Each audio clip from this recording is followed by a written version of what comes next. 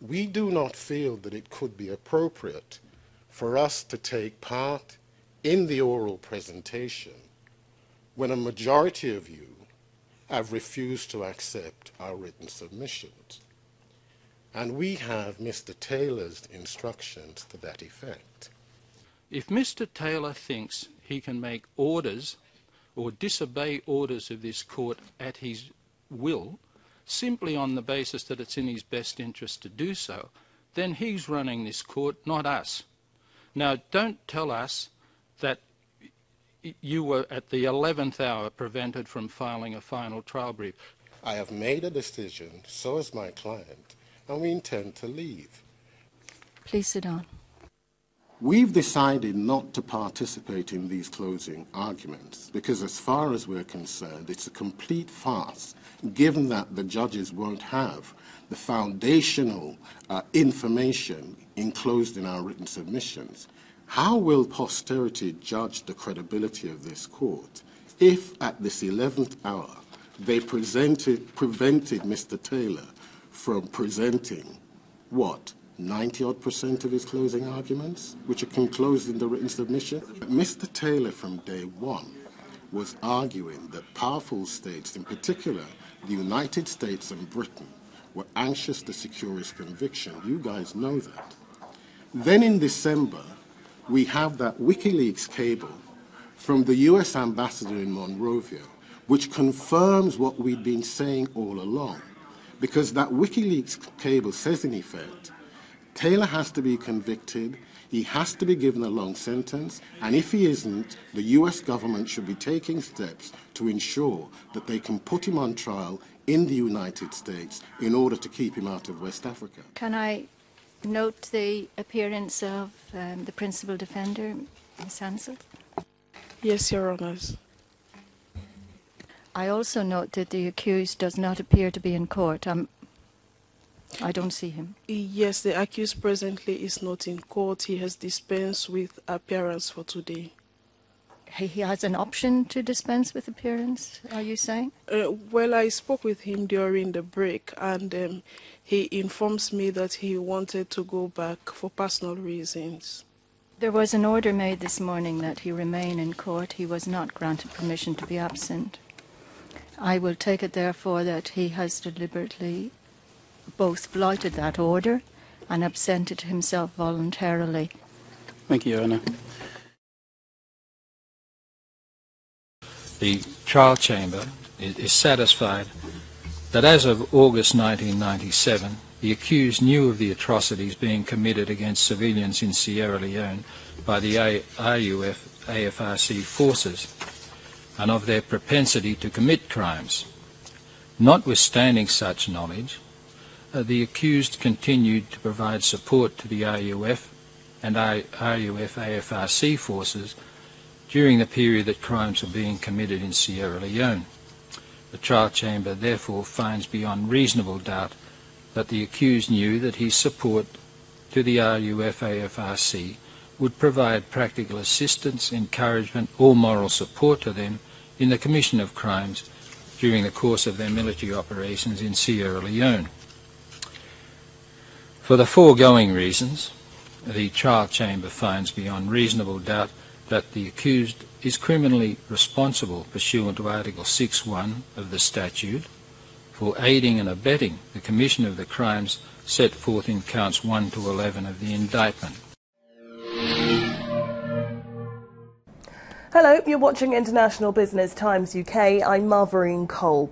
The ex-president of Liberia, Charles Taylor, has been convicted of war crimes after a trial by international judges at The Hague, which has lasted 5 years.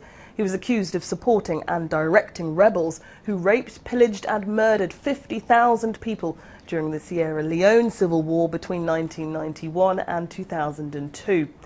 Taylor was president of Liberia from 1997 to 2003.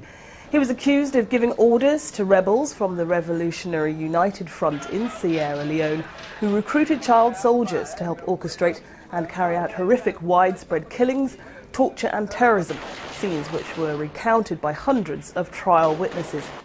Sir Lamin lost his leg after stepping on a landmine in his home of Freetown. He said Taylor must be found guilty. He must not be released because his hand was in our war. I am like this today because rebels from his country attacked and drove us from our home. Taylor was also accused of financing rebels' war effort from the proceedings of so-called blood diamonds. He could now face life in a British maximum security prison. That's it from me for now, but for all the latest developments on this story and many more, check out our website, ibtimes.co.uk. The impact of the war on Sierra Leoneans,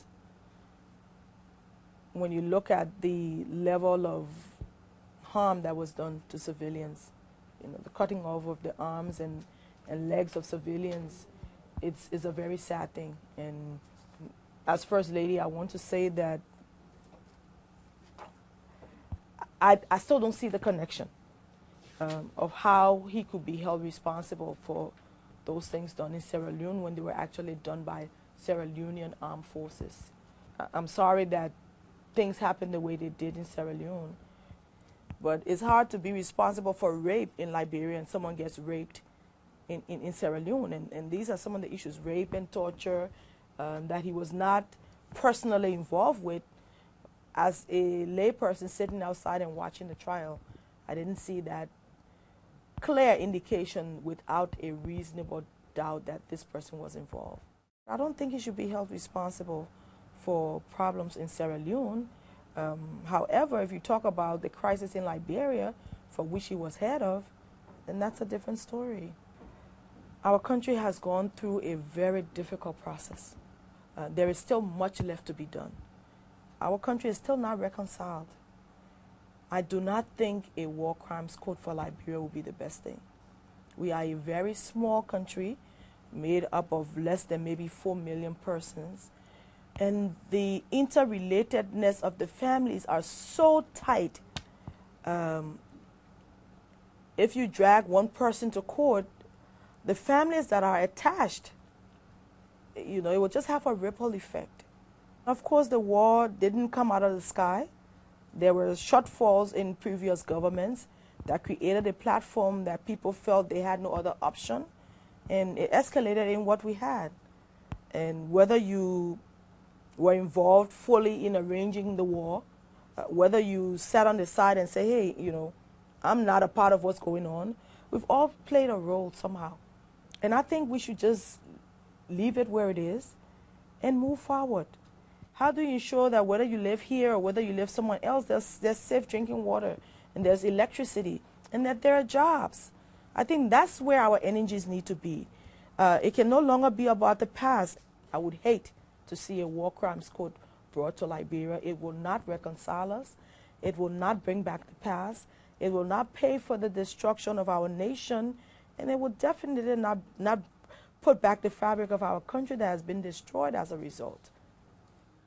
There are different aspects to all of us. And so when you ask the question, who is Charles Taylor? I guess we must look at it in the different aspects. If you look at him as a father, he loved his children, he wanted the best, and he had a good relationship with them. So you can imagine how distraught they feel. He became the focal point of the Taylor family. He took care of everyone.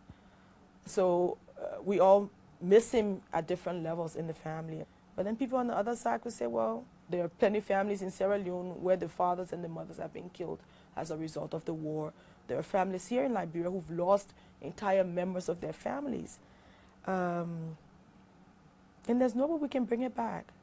As an elder statesman, president of a nation, you will find out that the different segments of our population had a personal relationship with him. So I think he's someone who is loved by the people because of the way he interacted with them. I think he's still very popular in Liberia. The experience wasn't an easy one. I mean, even from the early stages of the war, coming into Liberia and fighting your way and finally becoming president and saying, okay, now I have a chance, only to be disenfranchised and ending up where he is.